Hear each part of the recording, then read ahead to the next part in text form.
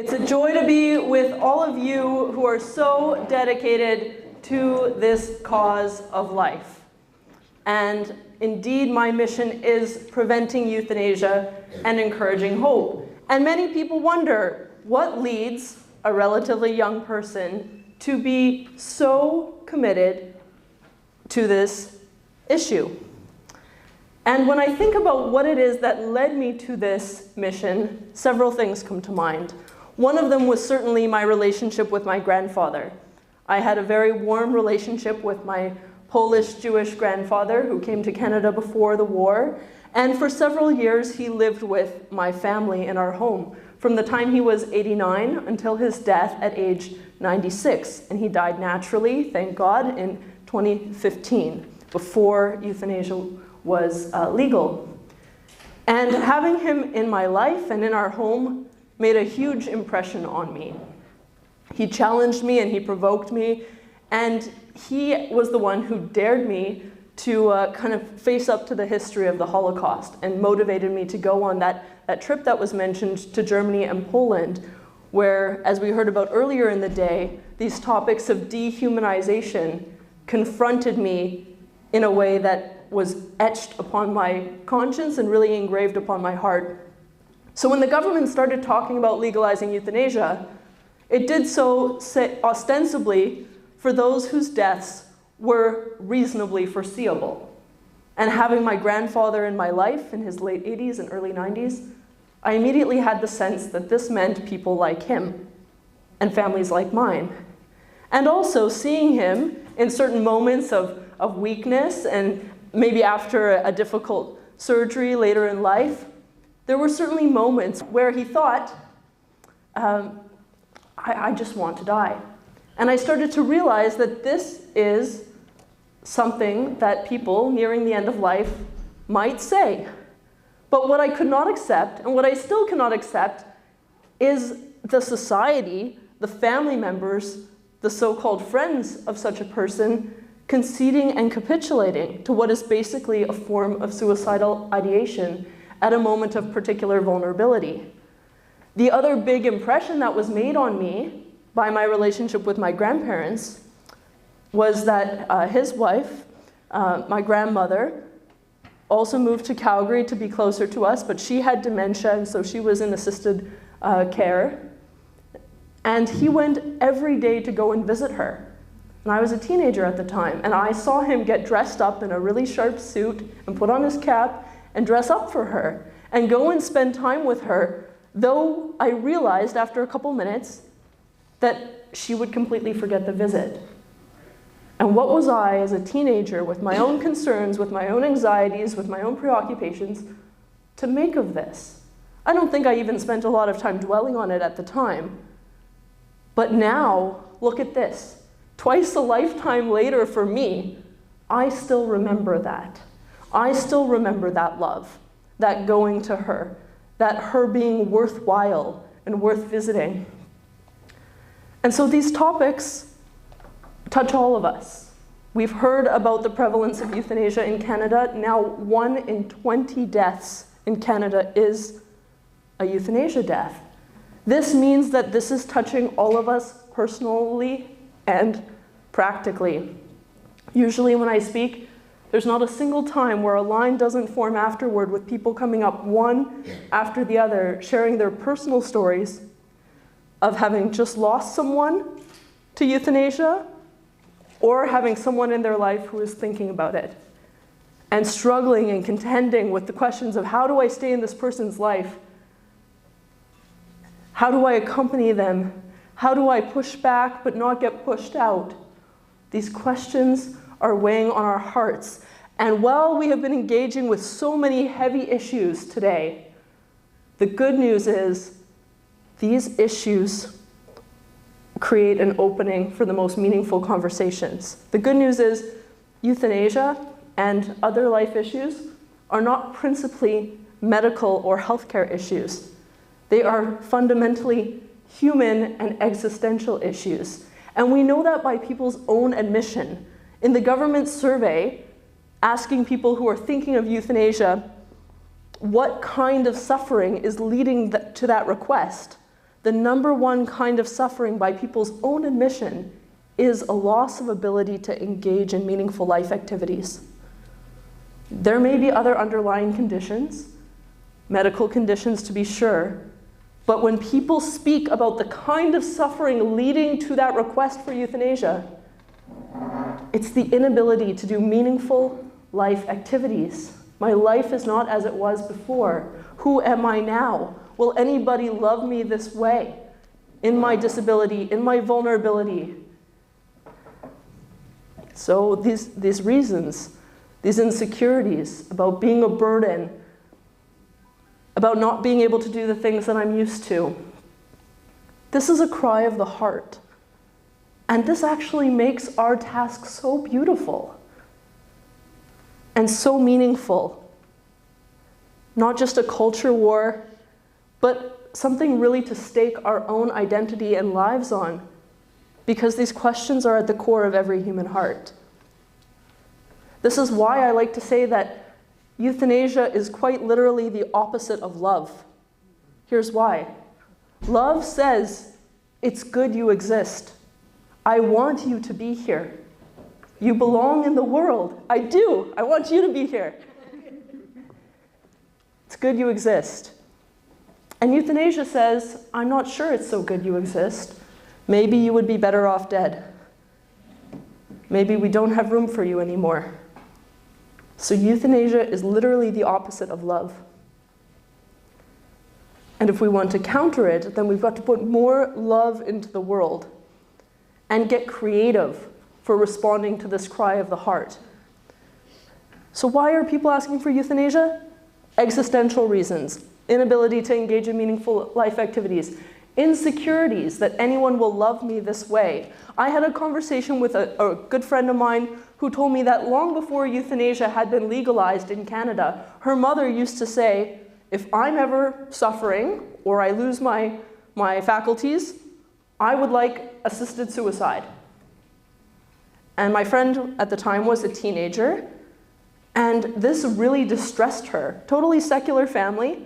And finally, she had the courage to ask her mother, why do you keep talking like this? It's really upsetting me. And her mother said, well, if I'm ever in a great deal of pain, or I don't have my wits about me, I might say something really mean and hateful, and then no one would love me. And my friend was a teenager and quick-thinking one, and she said, Mom, you already say mean and hateful things, and I still love you. We have to be curious about that underlying insecurity, about that underlying, well, if I'm no longer useful, if I'm no longer affirmed, these are existential questions. This is the cry of the heart. And the drama of suffering can only be transformed. I love this saying, that the drama of suffering can only be transformed when it is transformed into a drama of love. And there is no good story without suffering. When you think, how can I have these conversations with people who maybe don't share my tradition or don't share my values? I would say, think of how you might be able to ask people, who do you admire? Tell me a story of a noble death. Tell me a story of someone you admire. Why? And I guarantee you the stories that people find exemplary and worth sharing are stories of resilience and heroism. We naturally tend to the admiration of these things. And so you can invite these conversations of depth and meaning. It is so important that we also deepen a kind of intergenerational solidarity within our culture too. I was speaking about that yesterday to a group here at the Basilica. Part of these crises are a crisis of fragmentation between generations. Just today, someone sent me a website of Alienated Grandparents Anonymous. And it's an entire website with online meetings for grandparents who are alienated or estranged from their grandchildren. And I was reading the testimonies of people on this website, and one person said, "This is killing us. And so this estrangement and alienation itself is a form of social euthanasia that perhaps precedes the literal euthanasia. Euthanasia is not principally driven by autonomy and empowerment, but by this alienation and estrangement. And if we're curious enough, then we will hear and recognize that this is the case by people's own admission. And why are people participating in it? Many Canadians are afraid they're going to lose the relationship, that they won't be able to accompany the person if they don't agree and support the person's decision. But I really want to encourage that mounting resistance to what is essentially a form of suicidal ideation is always an act of love. And a person who is talking about suicide or euthanasia is waiting for someone who will push back and who will mount that resistance. And so is waiting for you, and you become responsible in these moments to be that one. Mounting resistance to what is a form of suicidal ideation is always an act of love. And the good news there is that even if a person in their freedom chooses to go through with euthanasia, you will have loved them well and faithfully to the end. By letting the person know not principles, not abstractions, but that I love you too much to see you go through with this. That you would break my heart if you left me. Or as one friend put it, it would be a mercy for you not to go through with this and leave me wondering for the rest of my life what I did wrong.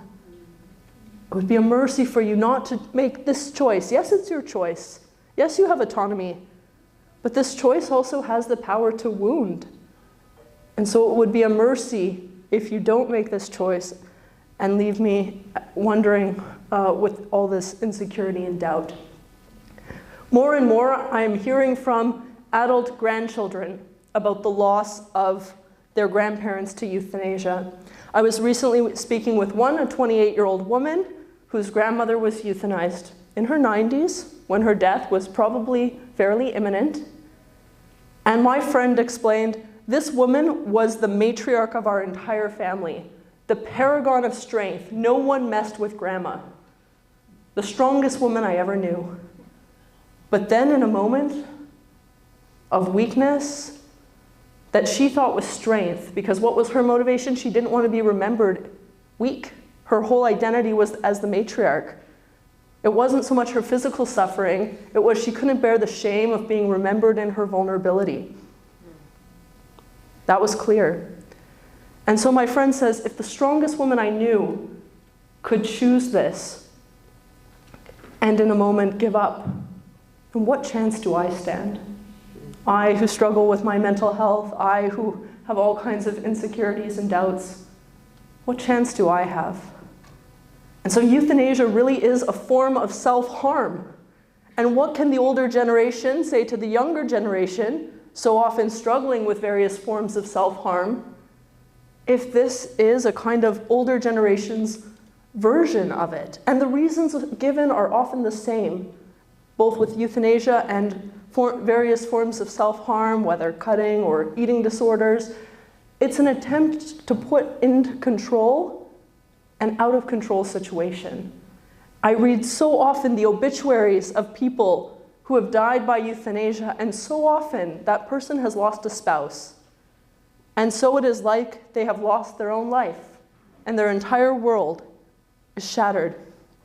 And I think about how Viktor Frankl, when he was counseling someone in a similar situation, a man who was completely distraught completely bereaved over the death of his wife. And Viktor Frankl said to him, well, imagine it had been the other way around, and your wife was grieving you. By surviving her, you spare her the suffering that you now live. And that was a transformation for him, because his suffering, his grief, was able to take on the form of a sacrifice.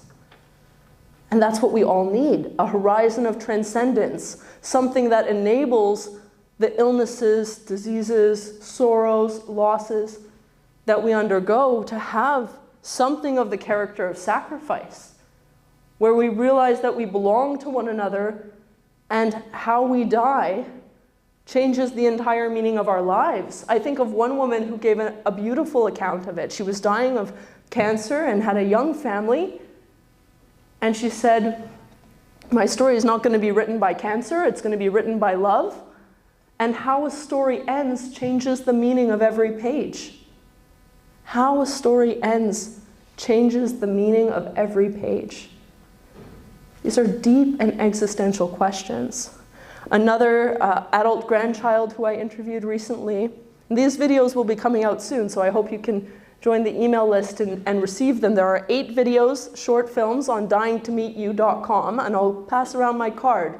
But dyingtomeetyou.com, positive alternative vision for humanizing our culture at end of life. So this other one who I interviewed, 38-year-old man, both of his grandmothers were euthanized within 2 months of each other. His last 2 grandparents. And I ask him, I say, it's always painful to lose those we love. What difference does it make when someone dies by euthanasia? And in a way that is more succinct and articulate than I could ever dream, he said with perfect naturalness, it's the choice of maid that hurts. It's the choice of maid that hurts. Because as my friend had said earlier, I'm left with the question, what did I do wrong? Bless you. He says, did I not love you the correct way? Did I not make you feel like you're not a burden in my life? And he juxtaposes the death of his 2 grandmothers with the death of his grandfathers who died naturally. He says, there was nothing else I could do. And the peace that he experiences over the natural death versus the insecurity and doubt that plagues him over his grandmother's deaths. The good news is these things are palpable. They are so existential, they are so deeply experiential that the testimonies are profoundly convincing. And I mentioned, or it was mentioned in the reading of my bio, that I worked in politics for some time trying to address these issues. I had returned to Canada after having studied a couple years in Poland, and the issue of the day quickly became the legislative expansion of euthanasia on the basis of disability and mental illness, Bill C-7. Fewer than 5 years after legalization and before the legislated statutory review, the government was already removing the safeguards that had been deemed essential just some years prior. And one of my dear friends who has cerebral palsy, lives independently, works full-time, she and I are really good friends. We go for brunch every week. Even before this expansion had happened, she told me that she had gotten really sick one day, checked herself into the hospital, and was told, whatever you have, it's really affecting your breathing. And if it comes to it, you might need oxygen. Is that something you would want? And she said, I'll be all right. Of course. But then the doctor followed that up a moment later and said, are you sure? And my friend says, apparently I qualified for an end to my life right there. I know it must have looked bleak. I was a single woman, disabled, very sick and tired, but she had pneumonia. She got over it. We cannot have any criteria where people are qualifying for death that does not throw an entire demographic, and in fact all of us, into a state of precariousness. The criteria makes us all more precarious. We make ourselves precarious by people's dismissal. And people are less and less free because if 9 out of 10 people, this is not the statistic, but if 9 out of 10 people with ALS were to opt for euthanasia, how free is that one person with ALS not to do it? Aren't they regarded maybe as selfish or foolish? so it impinges upon the freedom of others. And we have heard from people, particularly those with disabilities, who say, euthanasia is the one thing the government is telling me that I qualify for. It's the first time I found out my eligibility for something this quickly. We have a lot of responsibility, but this work is so meaningful and the stories are so moving that for me, I can't resist finding it a deep source of joy, even amidst the challenges. And working on Parliament Hill during that Bill C7 debate, we put out a call for stories. I was at the time working in a member of Parliament's office, MP Garnet Jennis, and we put out a call for stories and said, we need your stories to fight Bill C7. We received hundreds upon hundreds of emails, and suddenly it seemed like this parliamentary office, in the midst of the pandemic, had become a suicide crisis line, had become a crisis center. And those stories have not left me. They continue to spur me on and to stay spurring my conscience to speak to you today. And those stories are all around us, in your own lives, in your own families, in these neighborhoods. And it's always going to be more demanding to save lives than to dismiss them. But it's so much more beautiful. Another thing that a quotation I just want to share with you, since we've been speaking a lot about dignity and compassion, I love this quotation of compassion, that compassion is a communion in suffering of those who love. A communion in suffering of those who love. Another thing you can encourage when engaging everyday people in these conversations is, when have you had the moment of greatest intimacy, depth, and encounter? And probably when you think about it, they are the moments bearing your woundedness, maybe moments of suffering, maybe accompanying someone in a time of grief or loss. These moments, far from hardening us about life, are exactly what make us tender, are exactly what cultivate the ethical sensitivity that humanizes our society against the dehumanization of which we've been speaking all day. And all of you are so committed to this. And there's a way in which we can do this no matter what our capabilities. No matter what our capacities, we can promote life even in how we suffer and die. Even when we can't speak, even when we can't remember, we can bear witness to the dignity and value of life simply, as we heard, simply to be is holy, and simply to live is a gift. So we can take great joy in how nothing of the vicissitudes of life can threaten the beauty of the lives that we live and the light that we put into the world by the very fact that we are. I'm very excited to say that there are many reasons for hope, even amidst a very challenging climate where many jurisdictions are expanding euthanasia.